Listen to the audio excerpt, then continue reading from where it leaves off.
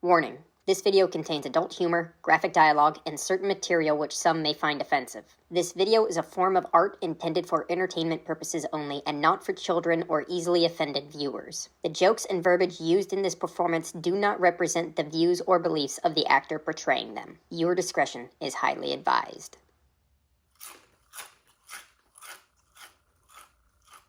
I couldn't think of a clever opening, so you guys get to sit and watch me eat a bag of chips for 15 seconds.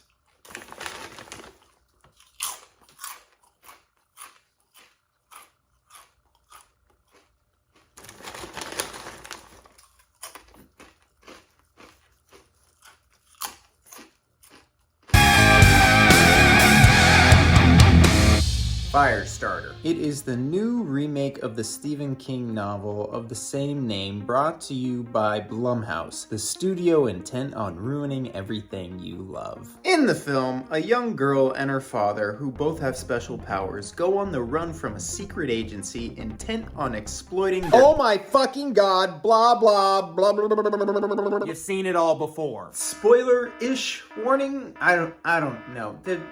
Some stuff will be spoiled, but this movie's not important.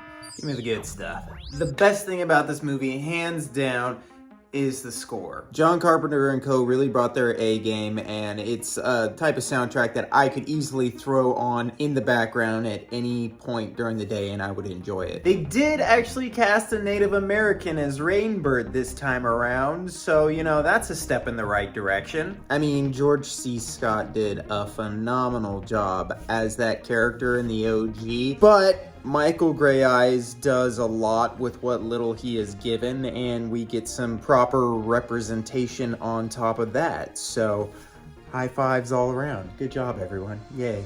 Yay. Hooray. Now it's time to talk about the shit.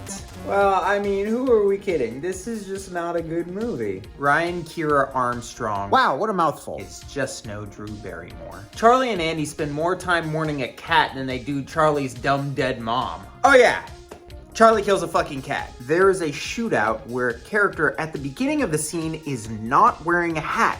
Then, mid-shootout, after they have been shot at and shot, is now wearing a hat that was nowhere to be seen in the beginning of said scene. Fucking fire your script supervisor. The first half of this movie really isn't that bad. The second half is where it feels like they really dropped the ball. It was like some studio head came in and insisted they turn in a 90-minute movie. Now, this leads to some dumb bullshit that sends the movie with a one-way ticket straight down to Buttfucksville. For example, why does Rainbird have powers in this version? It goes literally nowhere. Why is Irv's wife in a pseudo-coma in this version? It goes literally nowhere. Why is Hollister referred to as Cap in this version? It goes literally nowhere. Why is this movie another version of the original movie in this version? It goes literally nowhere. Charlie and Andy are connected telepathically.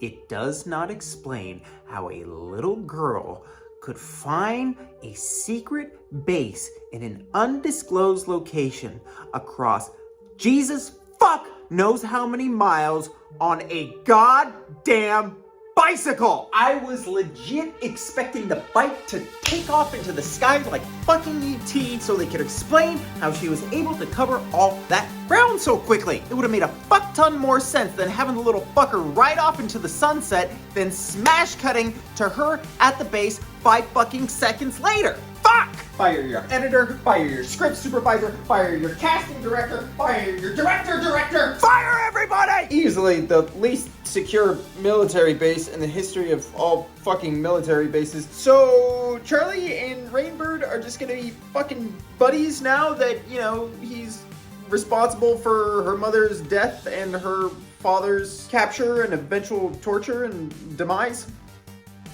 Dope.